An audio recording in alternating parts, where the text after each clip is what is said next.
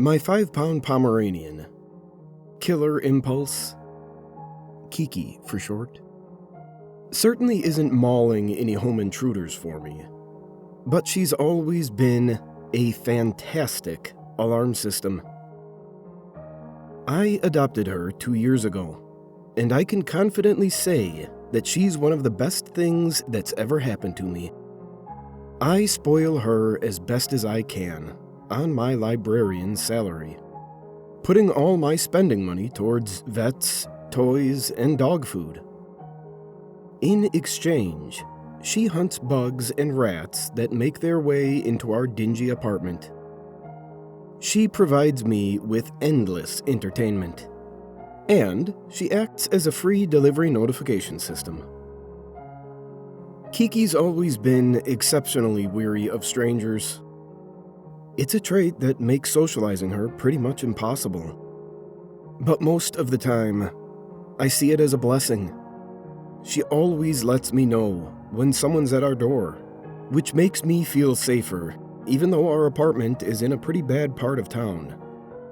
A few months ago, for example, a water pipe broke in between my and my neighbor's apartment, and the resulting leak ate a hole in the wall before the pipe was fixed.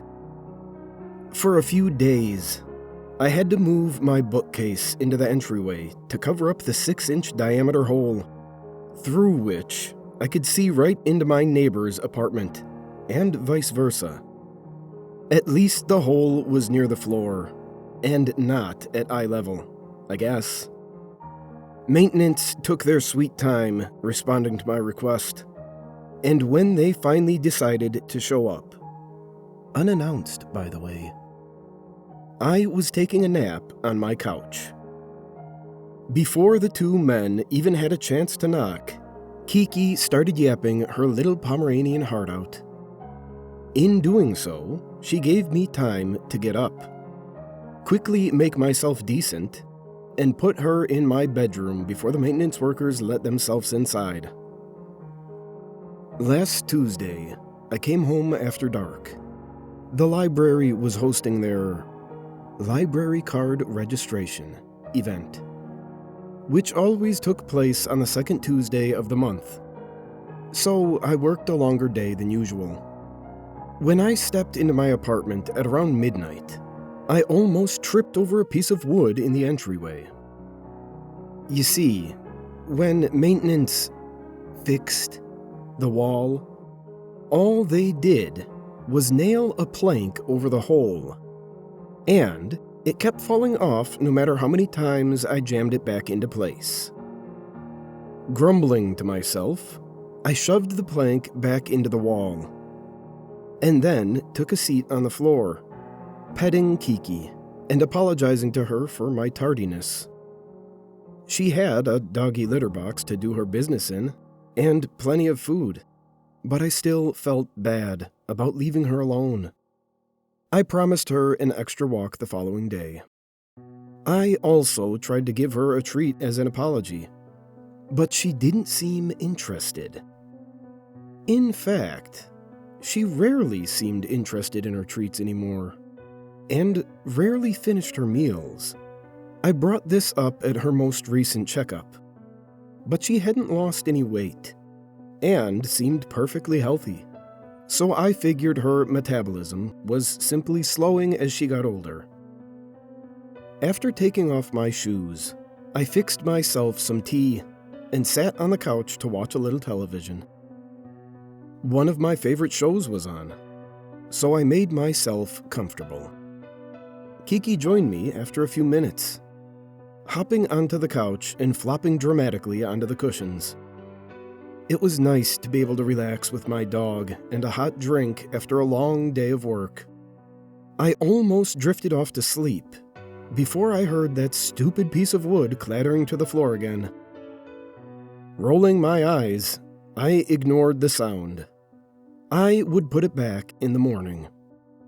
Half an hour passed, and I decided to get up. Usually on card registration days, I ended up falling asleep in front of the TV. So I thought I'd be responsible for once and brush my teeth before getting too cozy on the couch. Not bothering to turn the TV off, since I planned on coming right back, I rose from my seat with a stretch and made my way towards the bathroom. Once I was within view of the entryway, though, something gave me pause. The wooden board was still where I had pushed it into the wall. I looked at it for a moment, wondering what had made that clattering sound. It was a little odd, but I didn't give it much thought.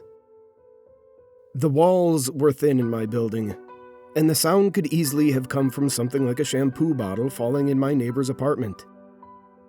I walked into my bedroom to change into some sleepwear, smiling as I heard the little clicks of Kiki's paws against the floor as she followed me into the bedroom. As I traded my librarian outfit for a t-shirt and sweatpants, I got a strange feeling in my gut. Have you ever overdone it on your morning coffee and gotten anxious for no good reason? Like something's triggering your fight or flight, even though there's nothing apparently wrong. That's how I felt. I surveyed the dimly lit room, looking and listening for anything amiss. But there seemed to be nothing out of place. I knelt down next to Killer Impulse, trusting her nose more than my own senses. To my relief, she seemed perfectly at ease. I gave her a few good scratches behind the ears and made my way back to the couch, Kiki still following me. I was fully awake at that point. Though Kiki seemed all right, the nervous sensation stayed with me, making it impossible to relax. I kept thinking that I heard something. But when I turned the volume on the TV down to listen, I heard nothing at all. Every time I thought I heard something, I looked at Kiki, who was sleeping soundly on the couch next to me. Certainly, if something strange was going on, Kiki would have alerted me by then, right? I mean, she barked when our neighbors across the hall had people over. So surely, if something was going on in our own apartment, she would have noticed it. Right? An uneasy hour passed. I was too on edge to fall asleep, but I was also too tired to enjoy the show. I realized at almost 2 a.m. that I had forgotten to brush my teeth after I changed. Once again, I got up from the couch, my loyal companion also rising from her resting spot to stay by my side. I bent down to give her a kiss on the top of her fluffy head, and then we walked together towards the bathroom. Kiki got there a little before me, stopping by the closed door and, oddly, beginning to wag. As I watched her tail swish back and forth, I realized that it wasn't just any wag either. It was the motion she made before getting a treat. Why was she making that motion in front of my empty bathroom? Kiki's always been exceptionally weary of strangers.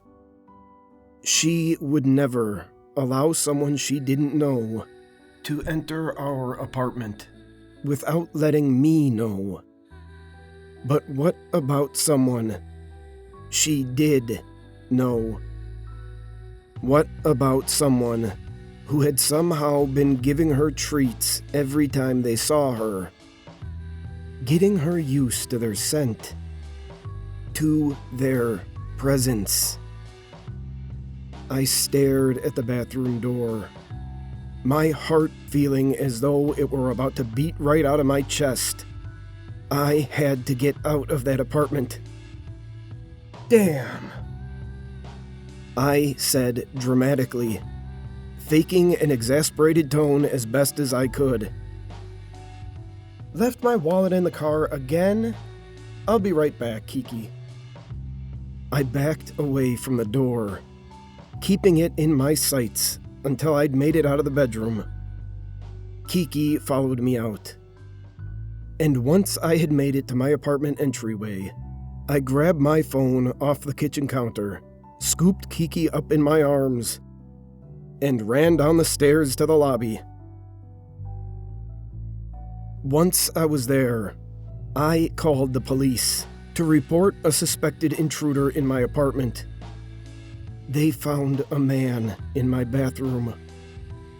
He had been standing in my tub, with the shower curtain pulled closed to obscure him.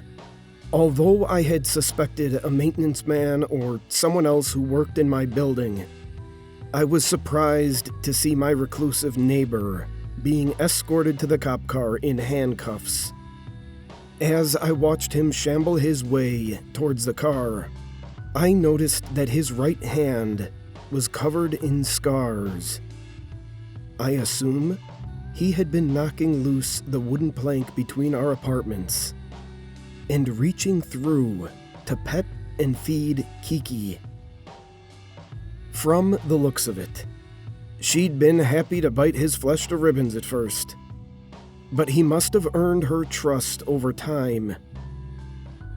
He must have been plotting the break-in for at least a few months, slowly wearing down my trusted security system to ensure that she wouldn't alert me to his presence.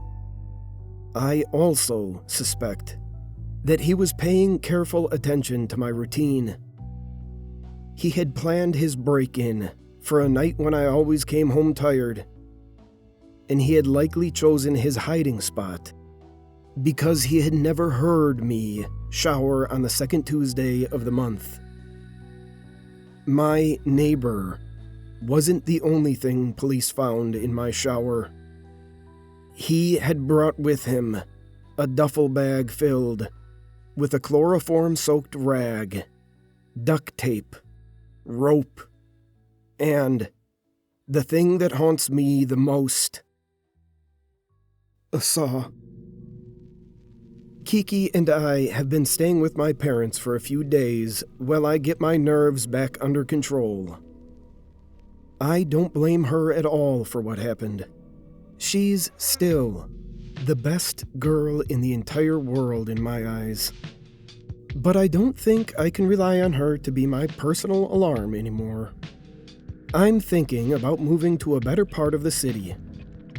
It might cost me an arm and a leg, but I think Kiki and I both deserve a place where we can feel safe at night.